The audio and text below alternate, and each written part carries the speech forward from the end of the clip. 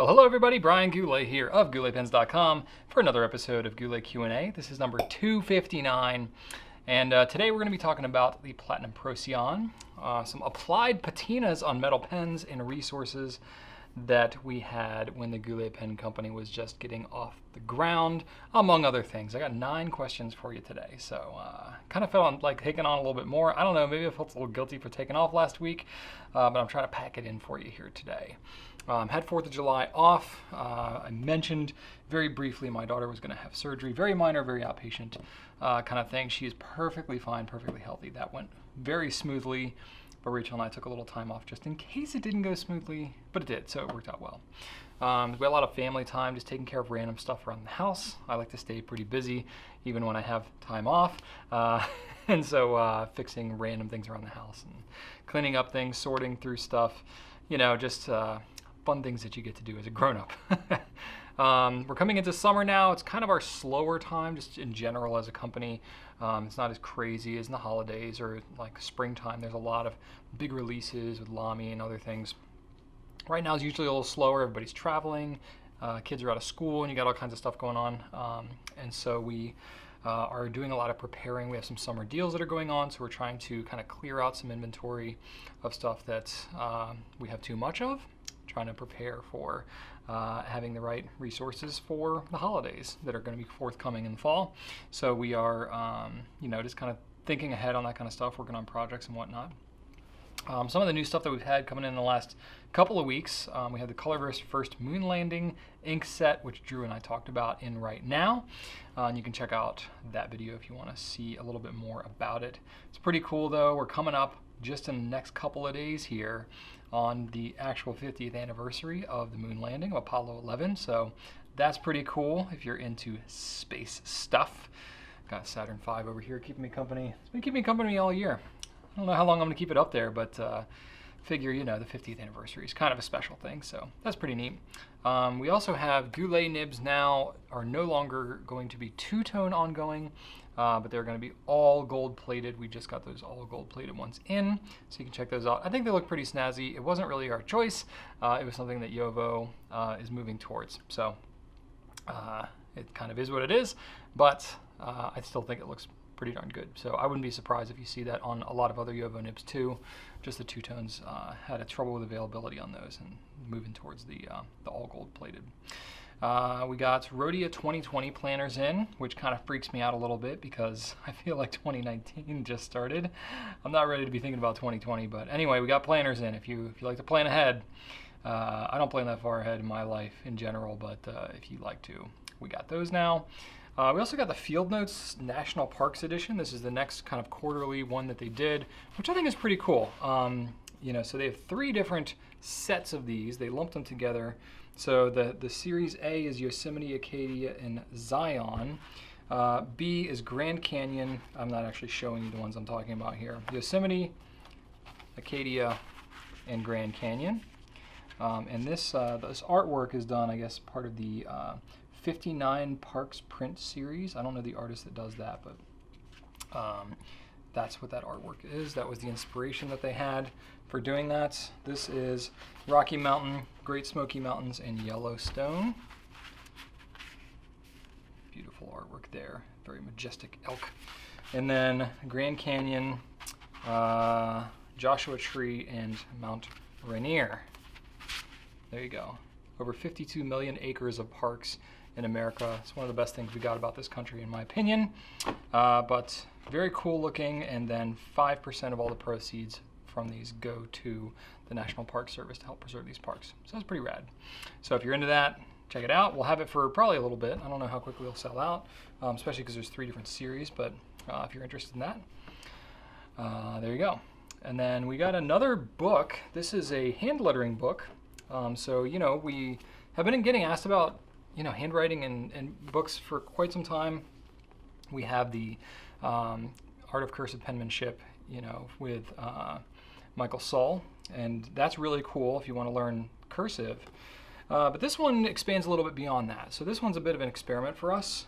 It's called Mastering Hand Lettering by Mai de Leon, and it's beyond just cursive handwriting. It's beyond just the kind of thing you would do with a fountain pen. We're not looking to expand into art supplies and stuff like that, but this book we thought would be interesting enough because it does talk a lot about letter structure and things like that if you're interested. So it's a kind of like the Instagram-y kind of stuff that you see. I'm trying to like do it. So it's got, you know, the anatomy. Can you see that? The anatomy of type. I'm asking you, like you can respond. The anatomy of type, you know, so it's got all these different, you know, breaks down the different hairline serif, the arm, the leg, foot, diagonal stroke, all these different components of individual letters. It covers different tools that can be used for hand lettering. And then it goes through all the different stroke structure and various things with a little bit of practice stuff in here. I haven't tested it to see how fountain pen friendly the paper is, but I imagine it'll do okay. And then so a little bit of cursive stuff.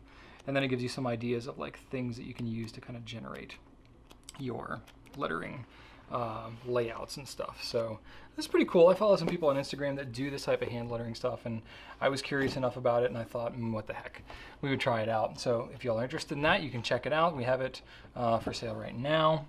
And then what else have we got? The shark pens, we've expanded to another color. This is a blue demonstrator pen. So the whole pen is demo instead of just having a clear grip of the pen, so you can see what's going on inside. It's especially cool if you are going to eyedropper this pen. So that's pretty neat. Trying that one out. And then what else have we got? The Jinhao 51A. We expanded that a little bit. Not really, we actually ordered it all at the same time. Half of the shipment arrived a while ago, and the rest of it arrived this week. So we now have the red to purple ombre. So it's still got a metal cap, and it's got hooded nib, extra fine. So if you're familiar with the Jinhao shark pens, it's going to write very similar to that. And then this body, which they're actually amazingly consistent with their coloration, which is surprising with an ombre like this. So that's pretty cool. And then we have a black to amber ombre too, which is pretty rad.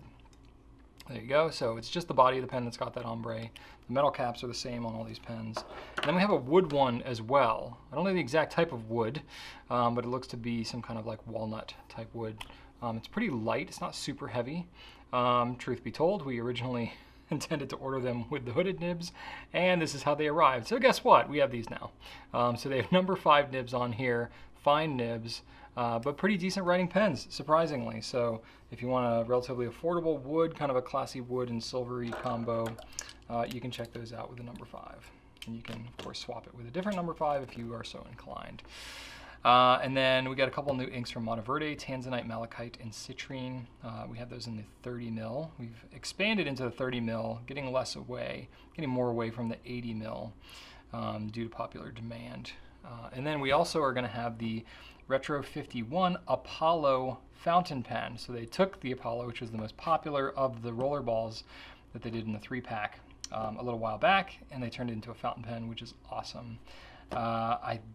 As of Wednesday afternoon when I'm shooting this video, we haven't gotten them in. There's a good chance they'll all be gone by the time this video publishes, but just in case they're not sold out, you should go immediately and buy one because they are going to fly, pun intended. All right, that's it for new stuff. Let's talk about some pen and writing questions, shall we? This is from Aeronaut on Twitter. Most vacuum fillers that have a valve that seals, isolating the ink and the reservoir from the feed, which makes them great for airplanes. The Visconti double reservoir pens clearly do. It's unclear if the single reservoir pens like the Bronze Age Homo Sapiens do this. Can you say? Okay, so pens like the TWSBI VAC 700R, Pilot Custom 823, these are all vacuum filling pens, and they have what's known as a single reservoir, because basically you have the ink reservoir, it locks off the entire reservoir when the pen is closed. When you open it, it opens up that reservoir and it allows the ink to flow through. The advantages of that, it locks it closed, so when you're traveling, changing elevation and the pressure inside the pen is varying from the outside world, it's not going to go anywhere. So that's really kind of cool and a major benefit of these vacuum filling pens. However, the ink, when you actually go to write with the pen, unless you open up that chamber, you're only going to be writing with ink that's in the feed. Well, what's different about this, Visconti has the double reservoir power filler, which is their name for a vacuum filler, but it's the same concept. So this is a Homo Sapiens Florentine Hills, which is a past limited edition, but it has the double reservoir power filler. I chose this one because it's a demonstrator and I can show you pretty easily what's going on. So on this pen, it has your regular reservoir here, and your seal stops right here, but then there's a cavity right here, a reservoir, if you will, that happens before you hit the feed. So it allows you to store a little bit of ink in here. It's about a half a milliliter, about the equivalent of what you would have in one converter fill. And it seals off most of the reservoir, but it leaves this the second reservoir available so that you can still write with the pen a fair amount. And then when you need to, you've emptied that reservoir, you can just let a little bit of ink down into it again from your main reservoir, close it back up, and you can write for a pretty decent amount of time. Just allows it so you don't have to write with it with the chamber open or constantly be opening and closing the chamber like you do just a little bit more need to on these other two pens. Not a huge pain point, but it is something that's really nice. But then when you travel with it, all you do is turn it upside down, you flip it open like this, and the ink can drop down in there, so it can still seal it up all the way, assuming your pen's not like completely full to the max. It still allows you to seal it up when you travel, but then when you need to actually write with it, you can drop some ink down and then essentially have like a constant reload of ink until you run out. So cool on Visconti for developing that. However, the regular Homo Sapiens is a little bit confusing because you can't see inside of it. And when you look at the pens, they are just about the same size, and just looking at it, you would say, well, if this is a double reservoir and I can see it, maybe this is one too. I don't think that's the case though. I believe it's a slightly different mechanism in there. Still a power filler and everything, but I don't think it is the same mechanism because just in my own practical use, I've never received any like official word that there is a double reservoir in here. There's nothing in the language from Visconti. I'm trying to get clarity on exactly how it does work, and maybe I have before and I've just forgotten. It's very possible. My memory is not the best, but in my practical experience, you do not need to open the chamber when you're writing with this pen. I've flown with this pen a number of times, and sometimes I'll get a little ink in the cap. I've never had major spills or anything like that, but then I rarely do with any pen. So I do not suspect that this is a double reservoir. I think it's a single reservoir, which, well, I know it's a single reservoir. It's not designed the same as this one, but does it actually completely lock off the chamber is what the question is. I do not believe so, just based on my own use. So, that's one thing that is a little different about this specific vacuum filler is it doesn't completely lock it off.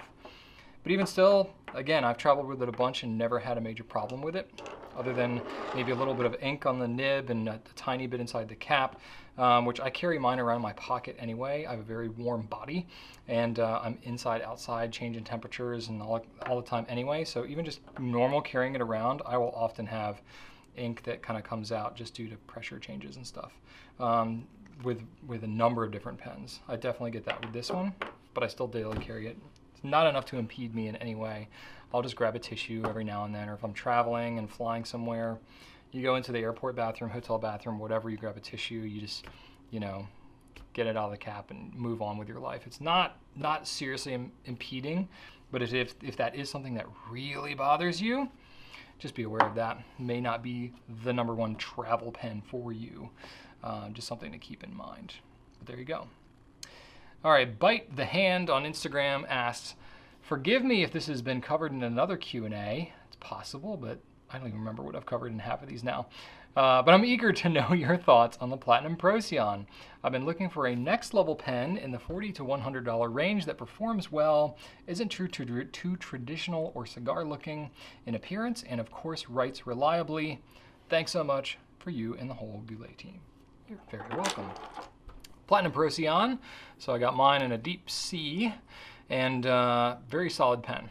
The nib looks a little lamy-ish. It's not the same thing, but it's got that kind of similar look to it. It's a different it's a different nib than what's on the Platinum Preppy. I have a Preppy right here. I just thought maybe you would think that it's the same or that it's interchangeable. It's actually quite a bit larger than what's on the Preppy, but it does look similar in size to that. You can see there it's got little bit different thing going on. So it's not the same, it's not interchangeable or anything like that. The nib's a little bit bigger. Not a super springy nib. It's got a little bit of bounce to it, but no line variation or anything. The tines don't really spread apart. Very reliable writer though. One of the things that I like about the Procyon, I'm going to try to show you this, but this is on the feed. So the filler hole on most fountain pens is down here at the base. Not on the Procyon though. It's actually got a kind of a channel that goes all the way up through here. And then if you can, if I can navigate it, there you go. So the filler hole is right here. So that means when you're filling the pen, rather than having to submerge the entire nib into your ink, you only have to do it about halfway to right here. And then you can fill the pen. So it's really nice if you have a low ink level, or if you're using ink samples or something like that, you can get this thing down in there and gets a little more life out of it for you. So that's pretty cool on the Procyon. It's a pen, it posts really well. It's a good size pen. It's not huge. It's not super thin, you know. I use my wife and I as a gauge for this a lot because I have bigger hands than she does. And so sometimes it's hard, just like when we're trying to find a car that we both like. Sometimes she likes smaller cars, I like bigger cars because I need the room. It's nice to find something in between that meets both our needs. This kind of fits in that same vein. You know, it's thin enough for her, but it's big enough for me. Fits in that nice kind of sweet spot. And so you get that going on. It's a pretty good sized pen. It's a metal pen, but it's not a heavy metal pen. It's my belief that it's aluminum just because of the weight of it and the feel of it. Looks like it's kind of an anodized aluminum.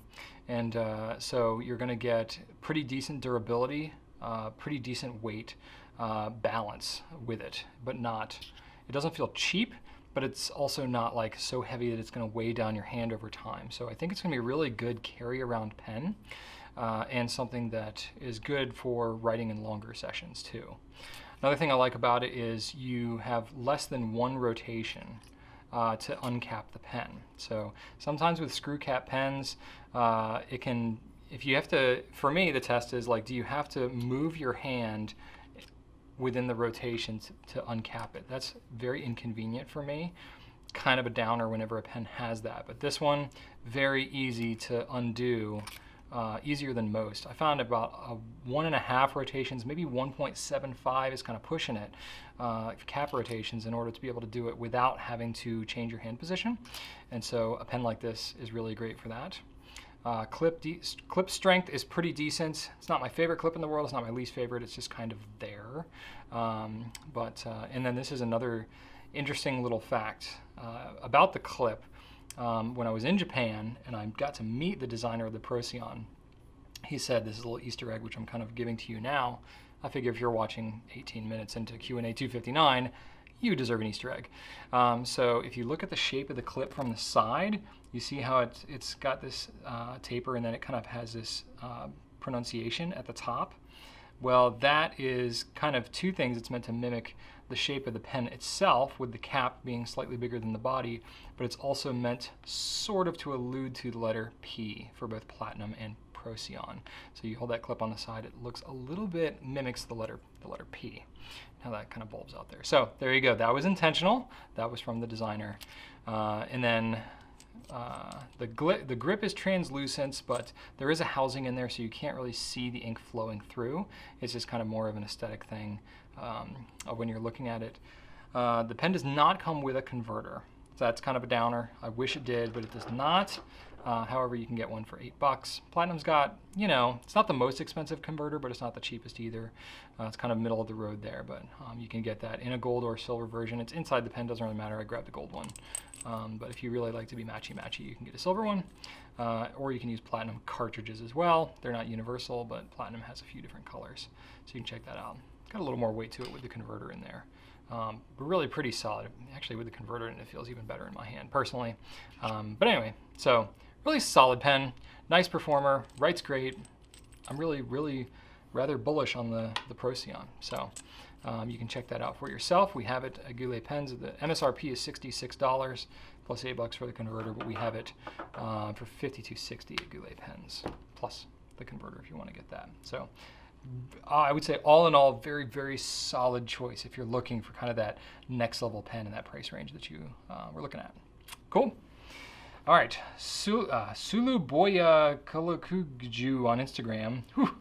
Does reverse writing damage the pen in any way? Is it sustainable to write reverse for long periods? I swear I've talked about this in Q&A before, but I thought I would just cover it again because I haven't talked about it in a while. And when I have, it's more of like, hey, can you reverse write it? Yes, you can. But does it damage the pen anyway? I thought I could add a little bit of context around that. You can damage it when you write with it upside down. You can damage it when you write with it right side up if you don't know what you're doing. But yes, so basically what we're talking about here, reverse writing, it doesn't mean you turn the pen around because that's not going to get you very far. It just means you flip the nib over so that the shiny side is pointing down and that the feed, the black part, is pointing up towards the sky. And it'll do that. A lot of pens will give you a finer line when you flip it over like that. A lot of times just because it's ground to be rounder and to be more, more capable of writing when it's held in the proper position. Not all pen companies are grinding them to be smooth and nice flowing and stuff when they're flipped upside down. So that is going to be a little bit hit or miss from not just the brand, but maybe even pen to pen. It just depends on, and I honestly, I haven't gone through like all of our pens to see which ones are reliable upside down writers. If that's something that's super important, maybe we can talk about that, but it's not something that I've been doing on a pretty regular basis. Now that I'm thinking about it, like, man, whenever I do a pen review, I should really talk about, can you write with it upside down, if that's important. I don't know. Love your feedback on that. If you could leave me a comment, that'd be great. But anyway, when you write with it upside down like that, usually gives a finer line. Why does that matter? Well, it can be especially helpful if you don't have any control over the paper that you're using. For example, if you're writing with your own paper and it's really great and nice and absorbent, and you have a very broad nib and the ink looks beautiful, and then somebody else wants you to sign something, or you've got to fill out a form at the doctor's office or something, and it's just, you've got this really absorbent inkjet paper. You can flip the nib upside down, you can fill out a few lines, and it looks way better than it would if you had your nice gushing broad on your super absorbent paper. So that's really where it comes in handy, is in those kind of short burst situations. It's not really designed to be written that way, so to speak, on a regular basis and for long extended periods of time. It's not that you can't do it, it's just that that's not the way that they're designed. It's kind of a hack.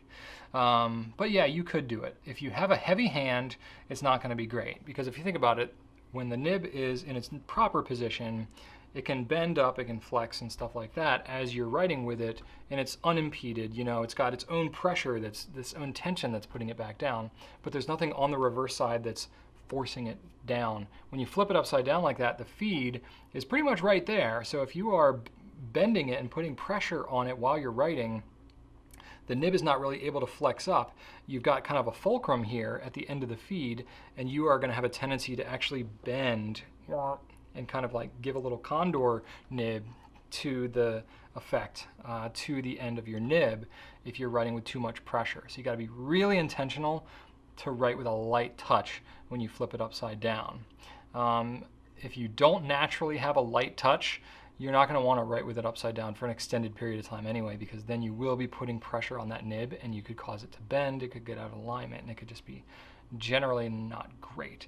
But there are people that I know that are willing to write with it for a decent amount of time, upside down. It's not super common, but it can be done without being, damaged per se. So I guess in the end, the answer is sort of yes and no. It can be done, but you got to be intentional and thoughtful about it. So it's up to you whether you want to try that or not. Cool. All right, Bryson B on Facebook asked, with raw metal pens, is there a way to safely speed up or intensify the patina process besides just normal use? Thanks for all you do for your community. You're welcome, Bryson. I'm getting all these compliments today. It's making me feel good. Anyway, the short answer is yes, you can intentionally speed up the patina on your raw metal pens.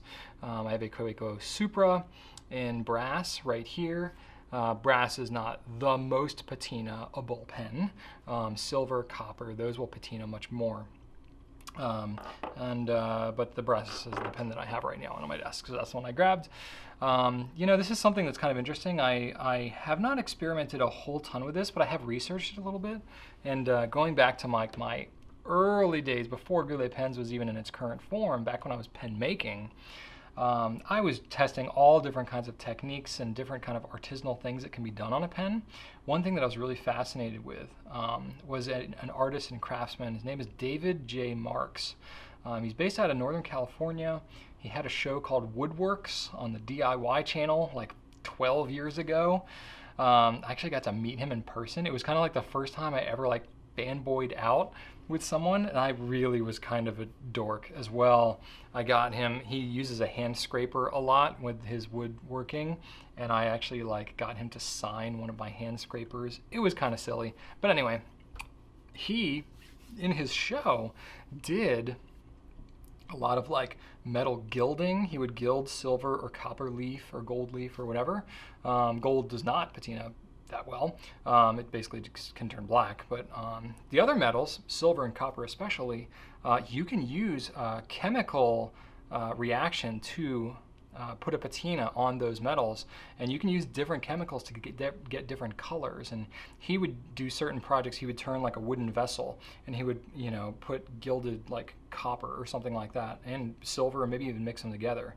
And then he would take like a cheesecloth, and he would dip it in some, you know, chemical that he had mixed up based on the kind of color effects he was going for, and he would drape it across, and after a certain number of hours, he would take it off, and it would give this textured kind of look in the colored patina, an applied patina as it's called, to these metal leaves, and it looked really cool. Like if you go to davidjmarks.com, you can check out his website and some of the work that he's done. I've no affiliation, I'm just kind of been a fan of his for the last 15 years or whatever.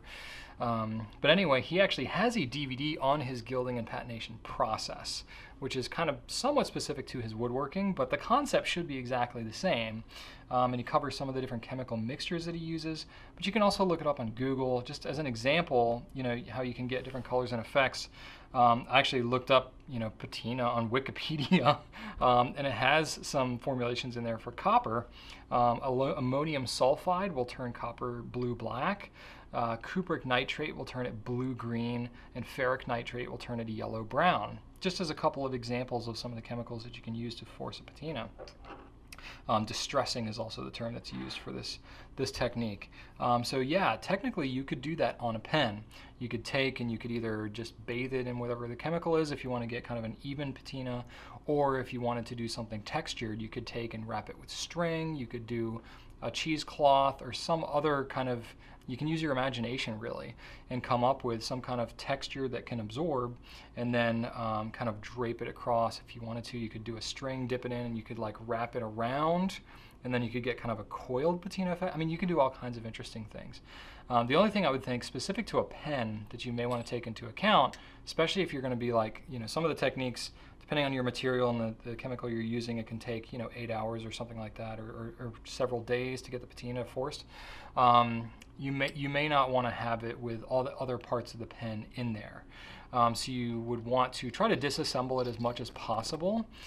Take out the converter, the nib unit if you can, and try and get it just to be the raw metal components of the pen when you're trying to do this patina. Just because I don't know what kind of reaction you would see. Hopefully not much with something like a stainless steel nib, but if you had a gold nib or something and you use some kind of chemical and it turned your gold nib black, that would maybe not be so great and not desirable. So just making sure that you're taking that apart as much as possible. And then of course, if you're using a pen, if you're using a solid metal pen, none of them are super cheap. So they're gonna have some kind of level of expense. You may wanna practice on some other metal object that is that similar metal. You know, copper, I mean, gosh, you can just buy a copper pipe from the plumbing store, and that would be a pretty good practice run. Wouldn't be too expensive, and is the general shape of a pen, so you could practice on that. That would be my only thing, is to not have your first run on the very possibly expensive pen that you are trying to get the effect on. But in theory, yes, you could do some kind of forced patina that could have a really cool effect on your given pen. You know, and then just keeping in mind, over time, it's still going to patina as well. So whatever type of chemical you use, if you're not sealing it or anything, it's still going to turn dark. It's still going to, you know, could possibly wear away with a lot of heavy use or something like that.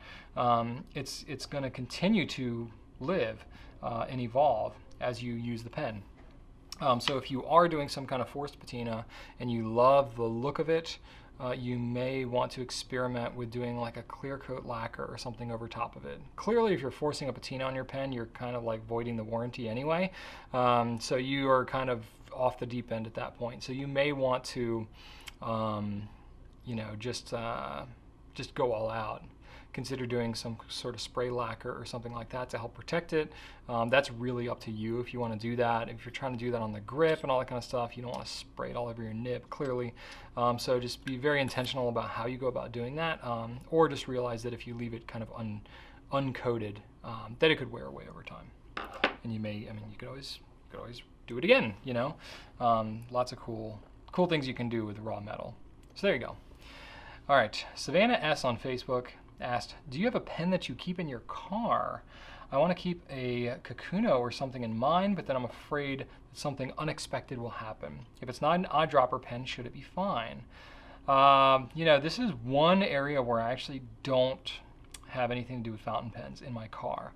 Part of that is because I always keep a pen in my pocket, so effectively whenever I'm in the car, I have a pen on me. So I don't actually keep one in my car. But I know people that do, especially like, you know, if you want to keep something like a Platinum Preppy, you know, and you want to keep it inked up and you just keep it in your visor or whatever. If you have a, you know, if you need to log miles or something for if you're a salesperson, you're driving and keeping track of your miles a lot, or, you know, you have a maintenance book or something you like to keep in each car. Maybe you want to keep a pen with that. You know, I've heard of people doing that pretty successfully. You're not really going to see something too unexpected. Really, leaking is the only thing that you're really going to have that's going to be an issue, mainly because cars are not as temperature controlled as buildings. So if you have fountain pens that you're leaving in a car, you know, like I'm here in Virginia, on a dashboard of your car in a Virginia summer, you can get 130 degrees pretty easily, and that can cause some problems. Not only with the UV exposure to the pen, but it can also cause problems with leaking and burping and things like that. So having a pen where the cap seals really well, so I think the Platinum Preppy is really good for that. It's an inexpensive pen, seals pretty well, it's a pretty reliable writer, and you can see the ink level kind of at a glance too. So it's easy to kind of grab and see what's going on. Is a really good contender for having it in a car. Pilot Varsity, I think, is also a pretty good one. Relatively simple pen, also affordable. It's got a pretty decent seal on it. It has a high ink capacity too, so you don't have to worry too much about running out of ink right away. Not that you're probably writing novels in your car, but mainly the issue you're going to see is some kind of leaking or burping due to major temperature fluctuations due to the car being outside in the sun and all this kind of stuff. You know, daytime, nighttime, all that. The temperature swings quite a bit. You know, and of course, if it gets really cold, it could freeze. Ink is made mostly of water. So if you have your car in a place where it's really cold and the inside of your car temperature gets to below freezing, the ink could freeze inside your pen, and that could cause all kinds of problems. That could break the pen. So that could be maybe unforeseen or unexpected. You can use Noodler's polar inks. That will help a lot. In pretty much most areas, it's not going to freeze. I've had scientists that took it to the South Pole, not the South Pole, to Antarctica. Not all the way to the South Pole, but into Antarctica. And the Noodler's polar inks performed pretty darn well, even in those temperatures. So if you live in, you know, Canada, and you're leaving your pen in your car in the wintertime, you probably know not to do that anyway, but if you were going to do that, make sure to use a Noodler's polar ink because it's formulated more for that. But conventional inks, you know, just kind of be aware it could freeze. Yeah, and then I think that's some of them. Eyedropper is really not ideal so much. When you have an eyedropper pen and the ink level gets really low and there's a lot of air inside the pen, that's when leaking and burping and stuff becomes much more common. The other thing in your car, if you're not using it all that often, it gets really hot, ink can evaporate more. If your cap doesn't seal great, you can get ink that would dry up in your pen, and then it can get crusty and kind of gross, and you got to clean it out and all that kind of stuff. So you just gotta kind of be conscious of that being a possibility. But that's really all I can think of. You have a Kakuno, pretty decent pen, you know, you can more or less see what's going on inside that pen. I think you're okay to try it and then see how it goes. And if you don't like how it performs over time, you know, maybe just don't do it. So, but I think you're generally going to be okay. You don't have to sweat it, especially that's a relatively affordable pen. Unless it freezes and the thing just cracks apart, you really don't have a whole lot to lose other than maybe a little bit of mess to clean up. So give it a shot. All right, got a couple ink questions. This is from Asomi Animations on Twitter. In unfortunate circumstances, my water bottle leaked in my bag and got my notes wet. I was able to salvage the situation, but are there water-resistant fountain pen inks you can recommend? Yikes. I think this is a good example for when waterproof inks would actually be really helpful, because sometimes we do get asked that. We get some people who are asking about waterproof inks, and other people are like, who cares? Why would you ever need waterproof inks? You know, why does that even matter? Well, this is a circumstance where it could matter. Some people, if they like to journal outside in cafes and it starts raining and dripping, or they spill coffee on it or whatever, those are kind of everyday circumstances. But then you end up with, you know, if you have flooding and you have journals from decades and decades, or, you know, letters you've written your loved one when you were apart from each other and you want them to last a really, really long time, writing those in a waterproof ink is going to be better than not, right? So in your circumstance, you had a water bottle that leaks, kind of a freak accident, but you know, there you go. That's kind of an argument for using a more waterproof ink, right? For the notes that matter for you, right? So this is a relatively easy question to answer, because no matter when you're watching this video, you'll be able to figure out what are the best water-resistant inks to get, because we have them separated out in the navigation on our website. Now, years from now, we could possibly change the navigation, but as of the shooting of this video, if you go into the top navigation, you know, like the menu bar that's at the top, it has, you know, home, shop, you know, bottled ink, brands, all that kind of stuff. If you go on the top navigation under ink, and then the sub-navigation is water resistant, you can see all the different inks that we have classified as some degree of water resistant. Now, it doesn't mean everything is going to be waterproof in that category, but it means it's got some permanent component to it. Sometimes what happens when you have inks of a certain color, you can have maybe the black component of it is permanent, but the purple or blue or whatever component is not so much. So if it gets completely washed away, the black would still be there. It would look not the same color. It would look a little bit lighter in color, or lighter in saturation, but it would not be unreadable, right? So we have some to varying degrees there. If you look in there, we have 202 different options in there, but that includes bottled ink, cartridges, samples, you know, sample sets, everything. But just we have 103 bottles of ink right now that have a water-resistant component to them. So it's a lot of different choices, and then you can go into the side navigation. You can select specific colors that you want and all that. So that's pretty cool to kind of drill down and get to you know, specifics. You know, we can get into specific ink colors if you want to get into, you know, the actual water resistance of them. They do vary really pretty much by color to color. But that's where we have, you know, the reviews. We do our own ink reviews. We don't have it on everything. We try to do what we can, but we have 700 some different colors. It's a lot. So we have a lot of products we'll have, especially the more popular ones we try to do, you know, an ink review that has some water resistant testing component to it. So you can see those usually as a secondary image on the product page itself. We also have actual product reviews that you all have left there, and there is a water resistant kind of a slider that shows, you know, high or low, how water resistant it is. So that's a little less scientific because it's based on, not that what we're doing is very scientific, but you know, you're going off of the opinions of other people. But if assuming that enough people have left reviews, say you got 10 people or more that have left reviews on an individual ink, you can get pretty darn close. Certainly if you get up into the dozens and dozens of ink reviews, it's going to be fairly accurate in terms of its ink resistance, or sorry, if it's water resistance. And that can help guide you a little bit too. We also have samples, so you can always try it for yourself. And there you go. So we don't have a definitive scientific way to say this is 89% water resistant or whatever, you know, and it can vary with the paper too.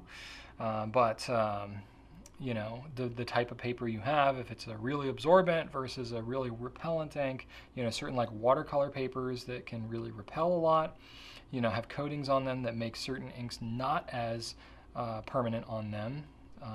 And And so that is a factor as well. So you got to kind of think about that, how you're going to use it. That's why it's always good to do a little research and then maybe try samples if it's something that like, this is the ink I want to use for the next 20 years. Like, try a sample and see what you like. Do some of your own testing to see how happy you are with the waterproofness, and then go from there. Just to give you an idea of like kind of a springboard, maybe a jumping off point of some of the inks to go with, the Platinum carbon inks are really good. So carbon black, pigmented blue, pigmented sepia, rose red, those are all, they actually have like a pigment instead of a dye base permanent component to them. They do really well with the heavily coated papers because they dry more on top of the page as opposed to in them. They're also going to be fairly UV resistant as well because it's pigment, so pigments don't break down as easily as dyes do. So they're pretty good, a little pricier maybe, but kind of worth it if you're looking for that, especially good for if you're doing artwork, urban sketching, and that kind of stuff. A lot of people do mixed media stuff. Really like those inks for that reason.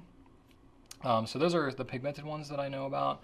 Namiki Blue actually does pretty darn well. Noodler's Black, kind of a staple, really does well. It's got to really absorb into the paper, but once it does not move. The whole Noodler's Eternal series is really, anything that's labeled as an eternal ink, it's meant to kind of make, the word eternal, it certainly implies that it's not going anywhere. So anything that falls into that category. Diatramentis, their Document ink series, those also do well. A lot of artists like those for mixed media stuff too. So these are all kind of some of the best of the best pointed out of the ones that are in that category. But you can experiment and try. It depends what color you're going for and all that. But that can be a really good place for you to start. You can also sort by popularity, when you're in that part of the page, and so you can get an idea there what people like the most. Certainly if somebody's on the water resistant page, the popularity aspect would maybe hint towards which ones are the most water resistant. Cool. All right, Justin G on Facebook asks, would there be a way to indicate certain ink properties on an ink's technical specifications section, like spread and bleed through? Or would that be too complicated to try to set up? It would be great in theory. I just don't know how to do that definitively. Especially because there's so many variables, paper being a huge one. Generally speaking, you could probably say, okay, if an ink is going to spread on one paper, it might also spread more on another paper. But that doesn't necessarily always the case. So it does get a little bit muddy right there. And then certainly bleed through paper is a huge component as well. So I haven't scientifically approached and really tried to come up with a great answer for these that's like very standardized and all that. Truth be told, I'm not the most consistent, standardized scientific person in the world. I'm more of a spontaneous idea generating kind of business person. So would need to talk to some other people on my team about how we might approach this. But I get the idea. Like, it would be really nice if you could say the spread is 40%. What does that even mean though? Compared to what? So it's like, there's nothing out there in the world that says how much a fountain pen ink will spread on paper. We would have to make it up, come up with some standardized form of measurement, and then rate it. And then we could put it in the specifications, because the technical specifications on our site they're hard numbers, so we would have to say, 3.6 out of 10 or 82% spread. But that's out of what? Like, what's 100% spread? Does that mean it doubles in width? Does that mean it, is the most spreading ink that we've ever seen? And then what happens if one spreads even more down the road? I don't know. It gets really tough to, like, how do we actually determine this? I'm open to ideas, but I just haven't found anything yet so far that's like, this would really be clarifying and helpful for everybody for us to define what this is.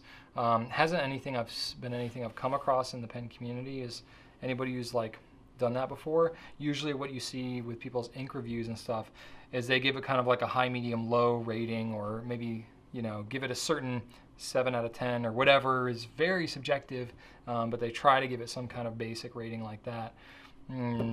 We could probably come up with something like that too, but then we would have to standardize the paper, standardize the pen being used, standardize the writing pressure and writing speed and all that. It's a lot to kind of take on, and we haven't really seen the clear benefit, seeing that we could actually like solve for. And then the actual work that we would be required to put that in for 700 different colors is pretty extreme. So we haven't solved it yet. Thinking about it though. One other approach that we could kind of take towards that, just kind of riffing a little bit. I just talked about in the previous question about how we have the different components of the product reviews on our ink product pages. We could consider adding a, spread or bleed through. If everybody understands what that term even means, we could have it would be a subjective kind of a slider of high or low. But with enough people in there, we could probably get a pretty close idea.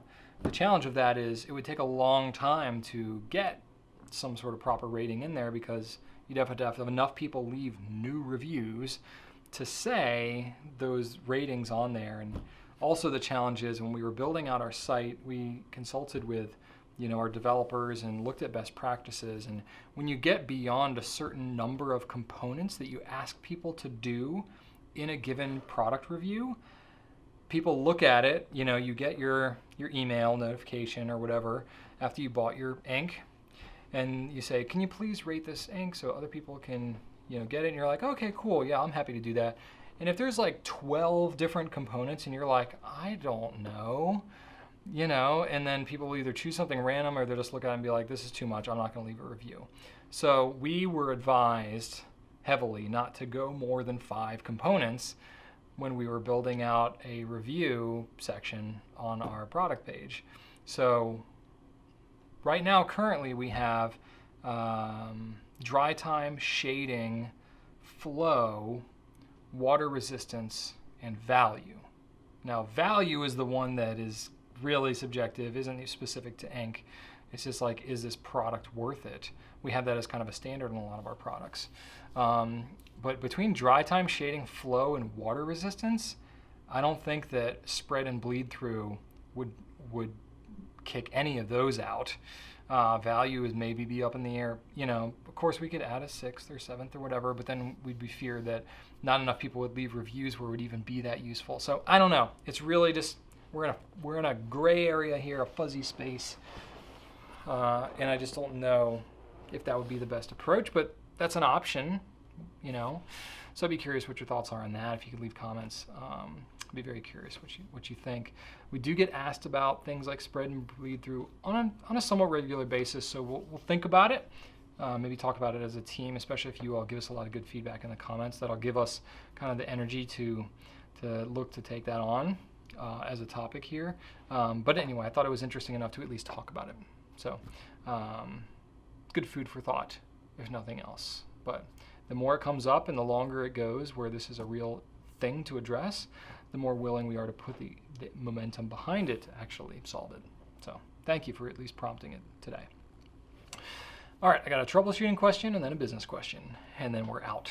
But it'll take me a few minutes to answer these, so settle in, clean another pen or two, and let's keep going. All right, so this is from Kimberly R on Facebook. I'd enjoy discussion of environmental factors. How do they affect fountain pens and some possible mitigations? I'm thinking of things like high elevation, low or high humidity extremes, very hot or cold climates, etc. I think environment is definitely a factor to take into consideration, to a degree. Most of my understanding of how the environment affects fountain pens just comes from qualitative sources, either my own experience or talking to others who live in various environments. Not necessarily quantitative, where it's like a controlled environment testing the dry time of a particular pen or ink in different humidities. So, take all of this with a heavy qualitative grain of salt. Elevation, I'll take that on first because you mentioned it first. I honestly don't know how that impacts stationary, just, writing and all that kind of stuff. No, my notes, sorry, not stationary with an E, stationary with an A. When you are stationary at a given elevation, I don't know how much that affects. Obviously, if you have you're cooking food or something like that, the elevation can actually impact the cook times and stuff like that. That points to the fact that there may be some impact towards Specifically, I'm thinking like ink flow in a pen maybe would be affected most by extreme elevation changes. But that's when you're staying in one place. Usually when I think of elevation, you think of flying, right? So you're ascending very quickly. The pressure is changing because of your ascension. What's happening is the pressure is dropping as you go higher up, right? So if you are changing, and this can even happen in a car too, if you're at the base of a mountain and you fill your pen and you drive up to the summit, that elevation change of a couple thousand feet can cause your pressure to change enough where your ink can want to burp out of your pen, possibly. So that is one thing. Mitigating that would be holding your pen so that its nib pointed up, so that any air that needs to escape can just do so straight through the nib. If you have the pen with the ink that's a barrier between any open space, any air, and the outside world, think about it like if you have, you're at sea level, right? And you fill your pen halfway, there's some air inside of here at the sea level pressure. You take your pen on a plane, it's held like this, so there's ink in between here and here.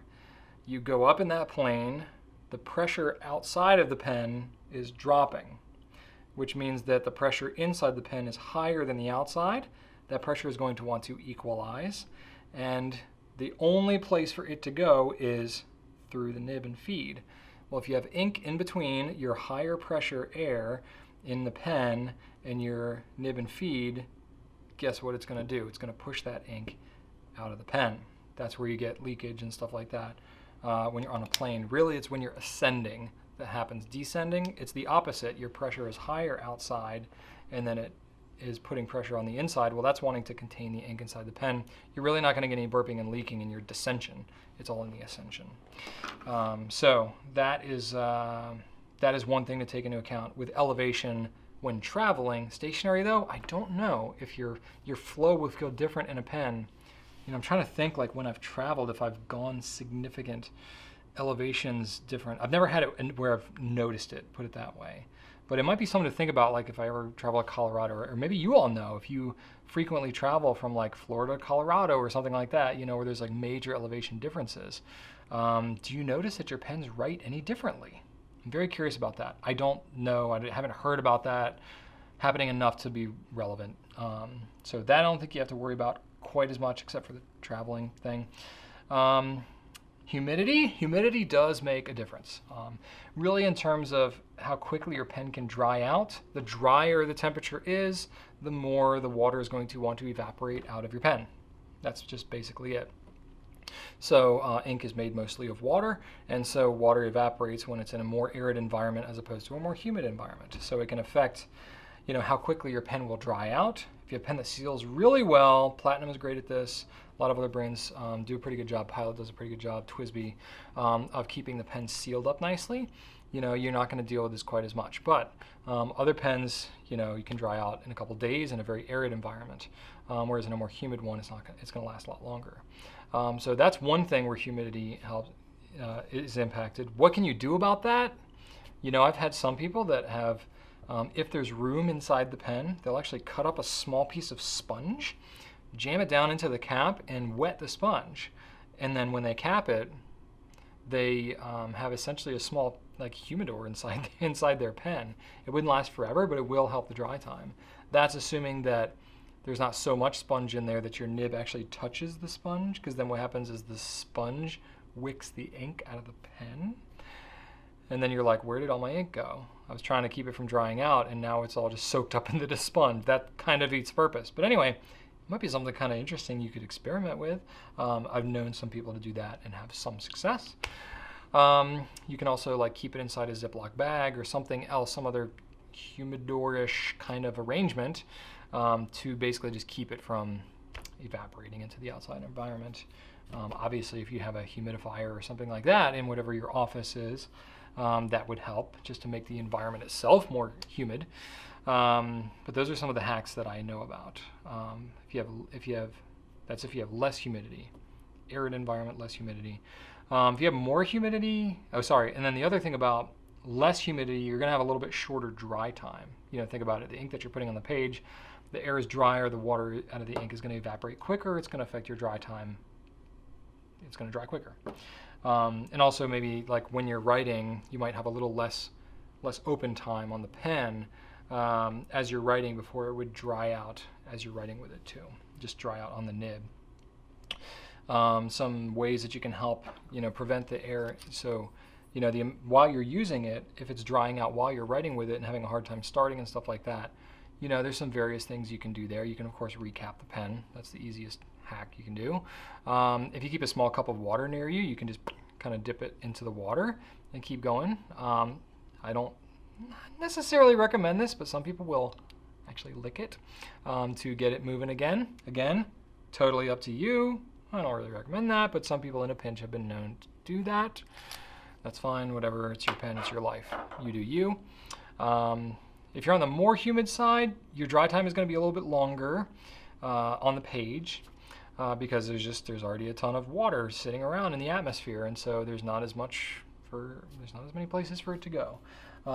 Certainly you can make paper choices that could be impacted by that. The more absorbent the paper you have, the quicker the dry time is going to be in general anywhere. So you're finding that it's just certain inks are taking forever to dry, and you live in, I don't know, the mid-Atlantic or the South, and it's like super humid all the time, then you can get a more absorbent paper that will help with that. You can use a finer nib. You can use an ink that is known to dry a little bit quicker.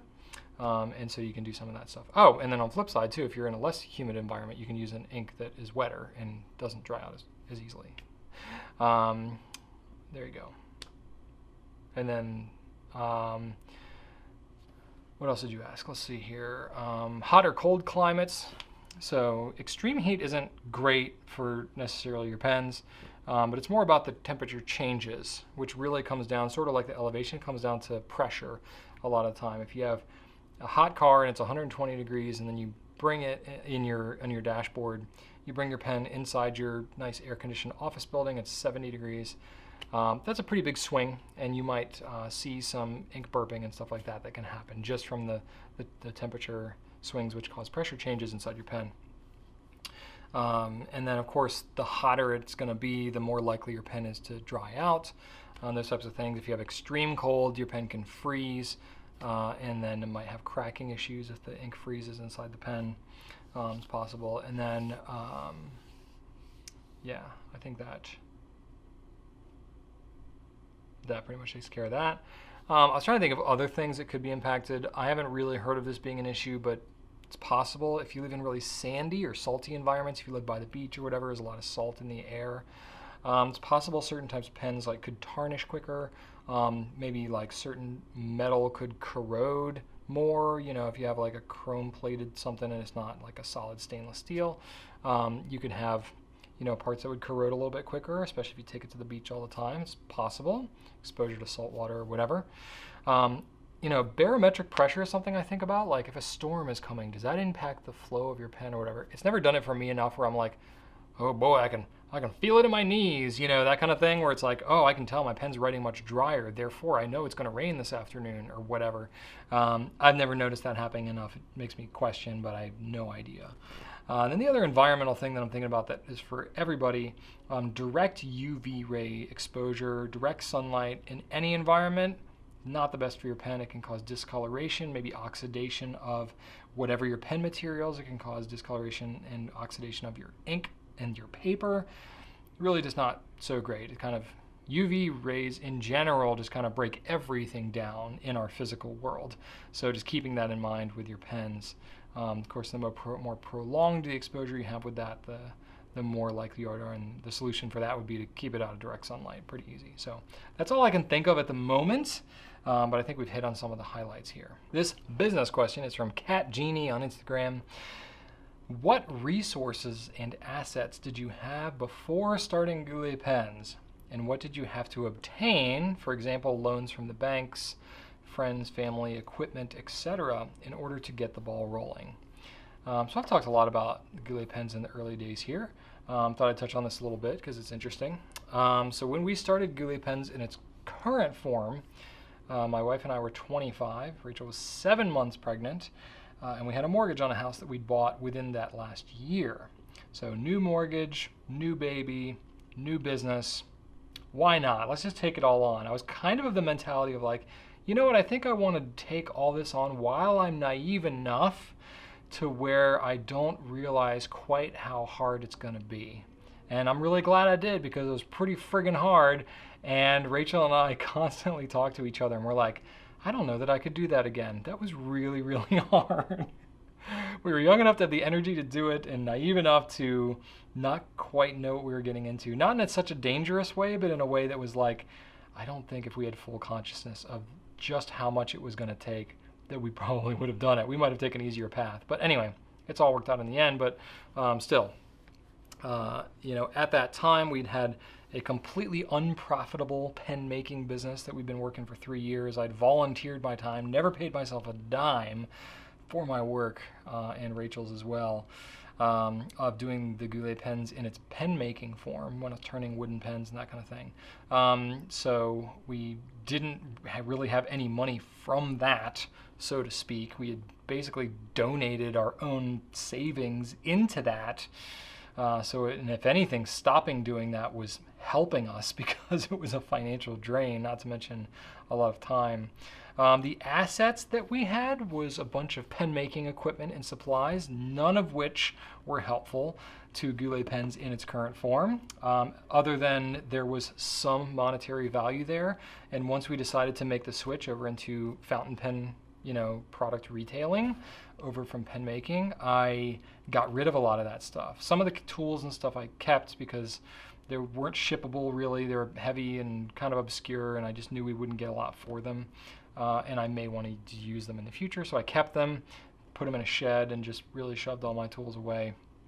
Everything else, all the pen making materials, a lot of the wood, a lot of the other things, I sold it, because if it was usable by somebody else, and we actually had one person that we were in contact with that had their own kind of pen making gig like I did, and we sold him like a huge lot of things.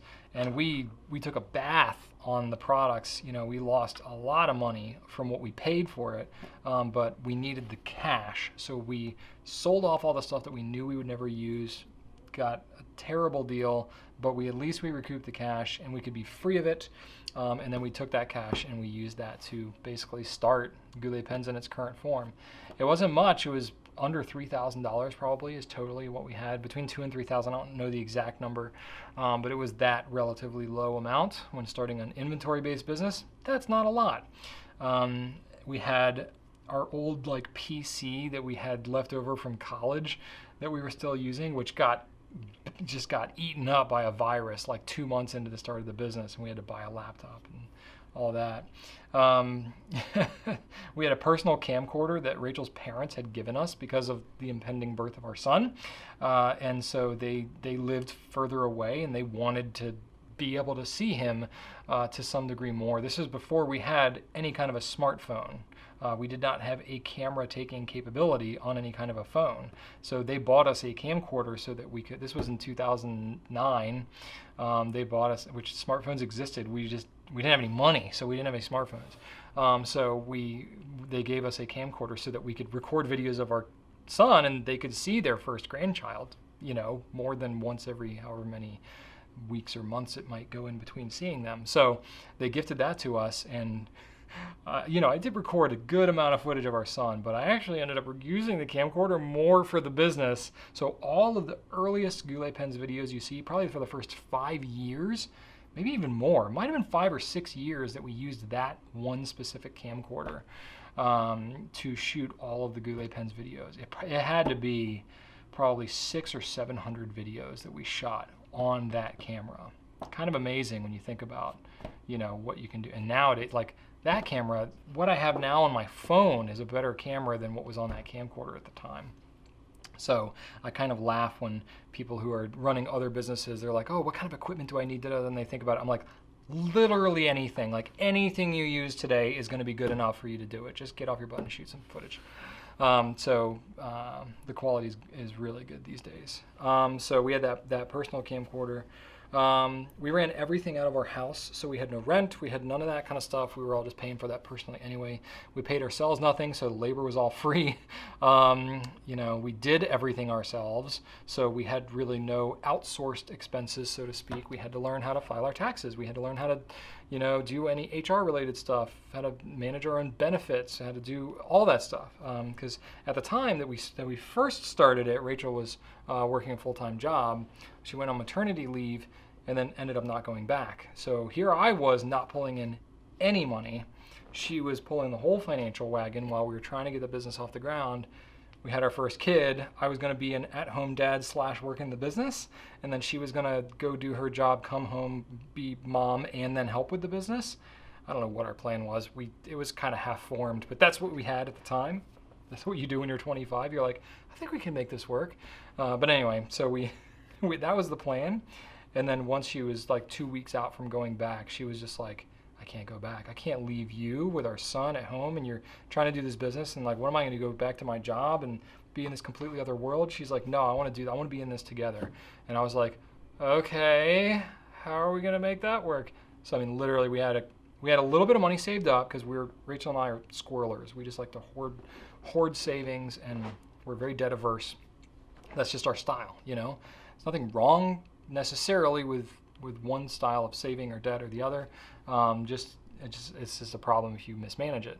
We're squirrelers, so we had squirreled some money away even at that young age. We'd been married for 3 years, so we had just saved and saved and saved and saved. And so we saved up enough. We were like, okay, we've got our mortgage, we've got a certain amount for food and other expenses with the baby and all that stuff. Let's cut everything out that's non-essential. What would it take for us to be able to do this, run this business? The business had to be self-sufficient. When you run a business, you have to pay yourself a salary at some point.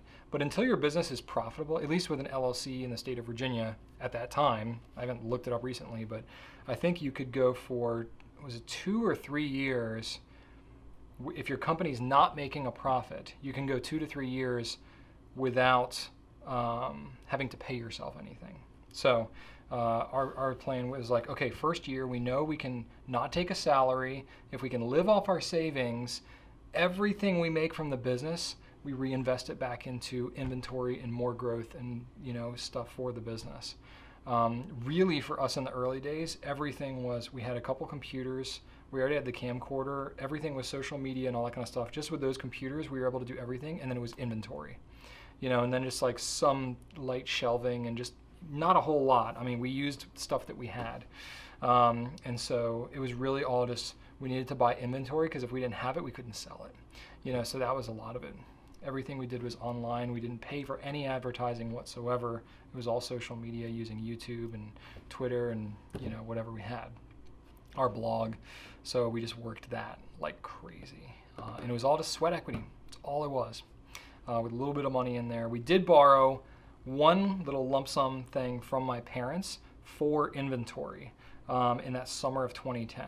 That's the only time. It was about 3 months, and it's because we wanted to acquire Diamine and Private Reserve at the time, and we knew exactly what we needed to buy to get those brands up and going. At that point, we had already started the swab shop. We were already doing ink samples. And we needed to get those brands in. We had talked to our customers and we knew that they wanted to see those brands. So we knew if we bought that inventory, we could turn it around and sell it. So we borrowed some money from my parents. It was not a lot of money, but that's the only time we borrowed money. So we borrowed that and paid them back 3 months later, and we've been completely debt-free since then. There you go.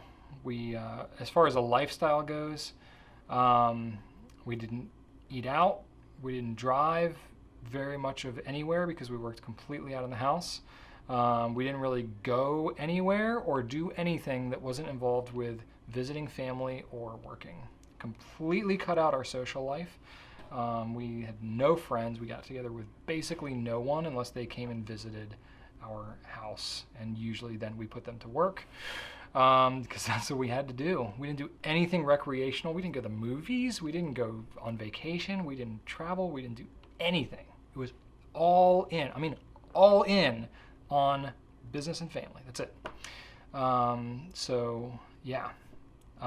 every now and then, like, our parents would feel so bad for us. They would like Rachel's parents would come down and they'd be like, can we take you out to dinner so you can like see the outside world? And we'd be like, great, yeah, well, we're happy to eat out if you want to pay for it. But like, we had no money. I mean, we were eating like peanut butter and jelly sandwiches, mac and cheese. It was not a healthy time in our lives, but it was, we were super, super focused. In fact, there's an analogy. I don't remember who came up with this. I've read it in a couple different business books over the years, but you know, if you imagine your life as a 4-burner stove, you know, you have your career.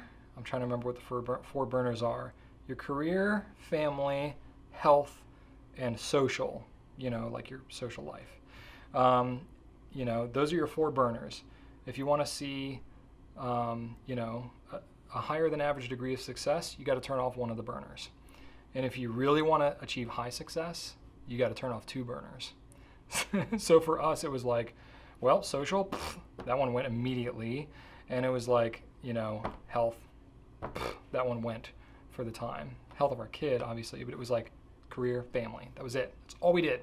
That's all we did. We needed sustenance, but that was about it. So yes, let's see here. Just for, you know, some context of other things. Oh, okay. You know, just materials and things that we needed. Like if we needed tables, we built them.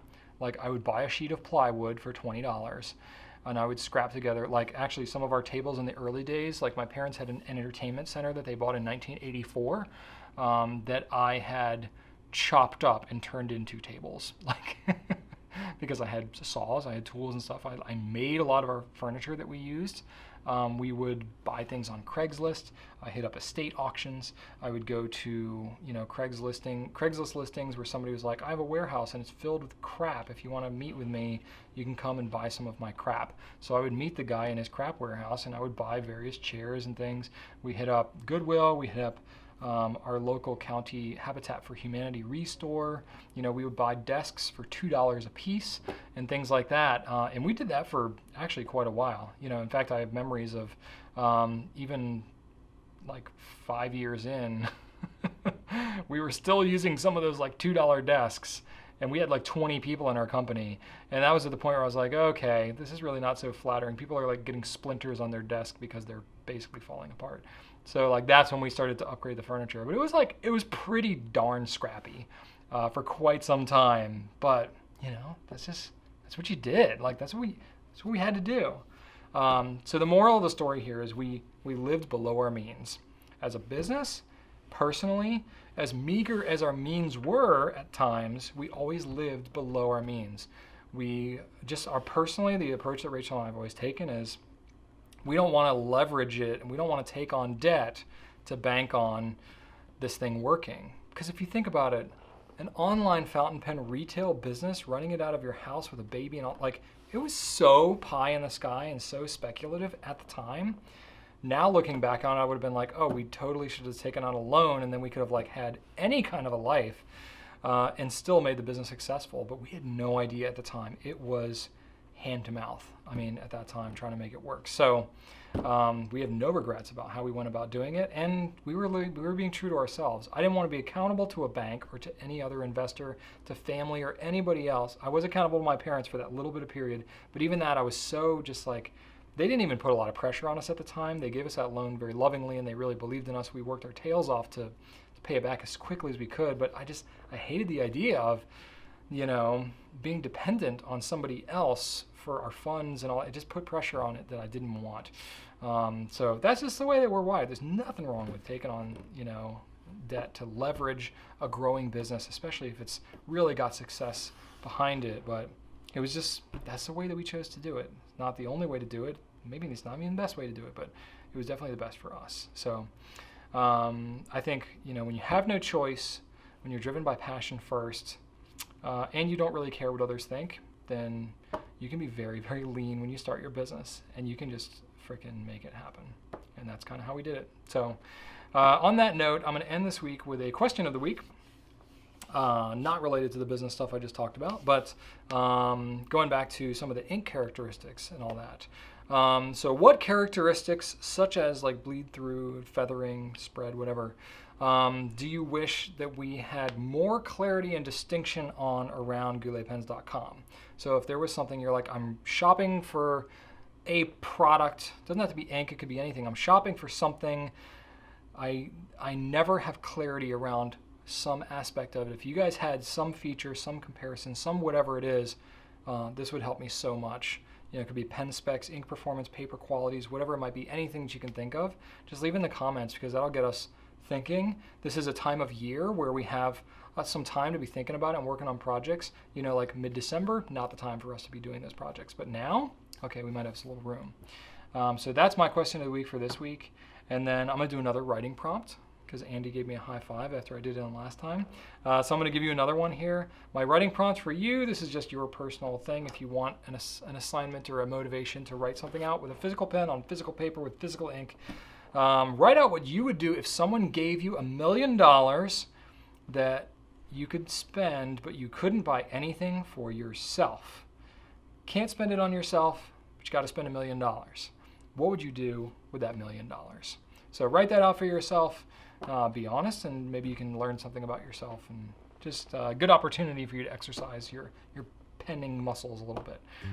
Anyway, that's it for this week. I hope you have a wonderful week, great weekend. Thanks so much for watching. You can check out a lot of what I talked about here on gouletpens.com. Be sure to like, comment, subscribe, because we love interacting with you all here.